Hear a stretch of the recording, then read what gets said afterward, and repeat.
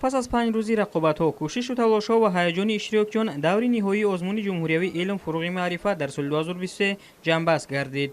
غالبان آزمون در مراسمی باشکوه در تئاتر دولتی اکادمی اپرا و بالت به نام صدرالدین عینی با جایزه‌ها قدردانی شدند.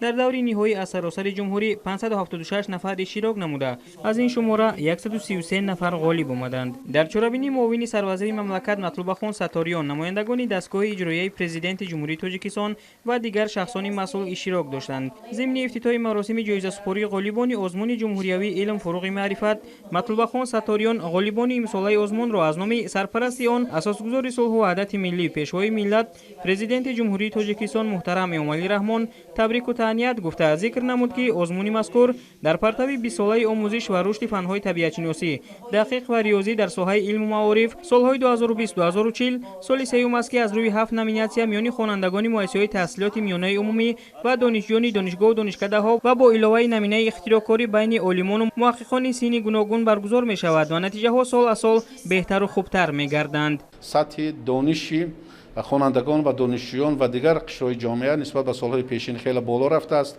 و خالهای گرفته آنها از این شهادت می‌دهد و از طرف دیگر توجه به مخصوصا فن‌های طبیعت شناسی دقیق و ریاضی خیلی زیاد شده است، زیرا در نامیناسی‌هایی که بودند مخصوصا فیزیکا، ماتماتیکا، گئوگرافیا، بیولوژی، شیمیا، تکنولوژی اطلاعاتی و نواری اختراعکاری در همه سمت‌ها و در همه بخش‌ها غالبان شخصانی بودند که دانش‌های به‌نهایت سطح دانششان بلند بود و سوالنامه و ترتیب برگزاری طبق آزمون‌های بین‌المللی صورت گرفتند و خوشبختانه امسال هم غالبان و هم اینچنین نفرانی که با اختراعکاری نواری آمده بودند با دستاوردهای خوب نظررس آمده بودند. فکر میکنم خودی همین آزمون برگزاری آزمون یک تکان جدی بخشید در رشد تفکری تکنیکی و جهانبینی علمی جامعه تاجیکستانی.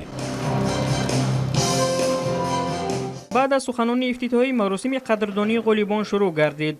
قدردانی بهترین ها از نامیناسی‌های ماتماتیک آغاز یافت. سپس غالبان آزمون در نامیناسی‌های فیزیکا و استرونومیا، شیمیا، بیولوژی، گئوگرافیا، تکنولوژی اطلاعاتی، اختراعکاری و نوآوری معین و با دیپلم، جام و مکافات پولی قدردانی شدند. باید گفت که بودجه آزمون از 2,345,000 سومانی قبلی سال روان تا 4,085,000 سومانی افزایش یافت. جهت جلب وسیع اشتراکیان به آزمون سالی روان در همه نامیناسی‌ها غالبان جای سوم از 2 نفر به 3 نفر زیاد شده. شماره جایهای افتخاری از روی هر نامیناسیون به 6 عدد رسانیده شد و به غالبان جایهای سوم 15,000 سومانی، جایهای دوم 25,000 سومانی و به جای یکم 35,000 سومانی تحفه پولی و جام و افتخارنامه‌ها تقدیم کرده شدند. اینچنین به آموزگاران خوانندگان غالب به مبلغ 10,000 سومانی تحفه‌های پولی تقدیم گردید. بار اول در دور جمهوری این آزمون را خط گرفتم و سزاوار جای دوم گشتم. آزمون نهایت شفاف و در سطح بلند گذرانیده شد. در این آزمون در دورهای یکم و دوم سزاوار جای اول، در دور سوم سزاوار جای سوم و در دور چهارم این آزمون سزاوار جای دوم گردیدم. کوشش میکنم که در آینده متخصص خوب ساحه ماتماتیک گشته و برای گلگل شکوفایی تاجیکستان عزیزمان سهم خویش را گذارم. خرسندم که در این دور مقام اول را صاحب گشتم. مینداری خود را با اساسگزار صلح و وحدت ملی پیشوای ملت محترم امامعلی رحمان میرسانم که برای ما جوانان و نورسان چنین شرایط‌ها را فراهم می‌آورند، چون که ما در این گونه آزمون‌ها اشتراک نموده دانش خود را صیقل می‌دهیم. سال 2023 باری اول آزمون در بین خوانندگان مؤسسه‌های تیپ نو، لیسه و گیمنازیاها و مؤسسه‌های تحصیلات میانه عمومی در علاهیدگی دایر شد. وابسته به این شماره جایهای افتخاری آزمون در سال 2023 42 عدد زیاد گردیده است. در این آزمون از فن شیمیا از نامیناسیون شیمیا اشتراک کردم و سزاوار جای سوم گشتم. من مینداری خود را بر اساسگزار صلح و وحدت ملی پیشوای ملت پرزیدنت جمهوری تاجیکستان محترم امامعلی رحمان میرسانم که ما داوطلبان علم را قدردانی نموده برای ما این گونه آزمون ها را تشکیل می نمایند. باید گفت که سال از سال سطح این آزمون جمهوریوی بالا رفته. اشتراکچیان با آمادگی جدی و کوشش و تلاش‌های زیاد به آزمون می‌آیند.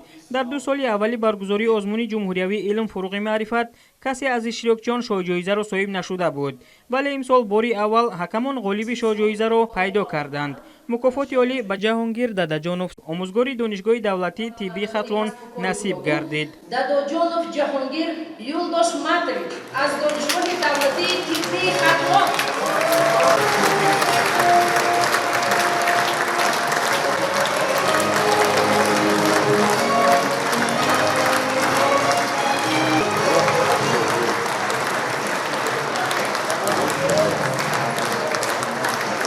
برایم مویه افتخار و سرفرازی است که امروز در این آزمون باشکوه که نامش علم فروغ معرفت است نخست سزاوار شاه جایزه گردیدم.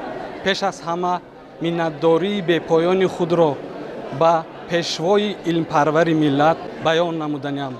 من در این آزمون از روی نامیناسیون اختراعکاری و نوآوری با پیشنهاد عملیات جراحی برقرارسازی سفره گوش هنگام آسیب‌ها با استفاده فلیپ چکوی و تقایکی از گوش سالم گرفته شده پیشنهاد نموده سزاوار شاه جایزه گردیدم.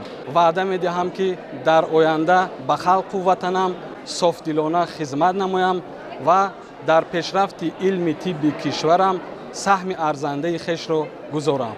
یادآور میشیم که آزمون جمهوریوی علم فروغ معرفت تحت سرپرستی اساسگزار صلح و وحدت ملی پیشوای ملت پرزیدنت جمهوری تاجیکستان محترم امومالی رحمان راه اندازی شده سال سیوم است که با مقصد رشد تفکری تکنیکی، ترغیب جهانبینی علمی، دسترسی پیدا نمودن به تکنیک و تکنولوژیا، توسعه اختراعکاری و نوآوری، پیوست علم با استحصالات، جلب بیشتر خوانندگان و دانشجویان و دیگر قشرهای جامعه به آموزش فنهای ریاضی دقیق و طبیعی، همچنین دریافت و معرفی استعدادهای نو در این سمت‌ها برگزار می شود.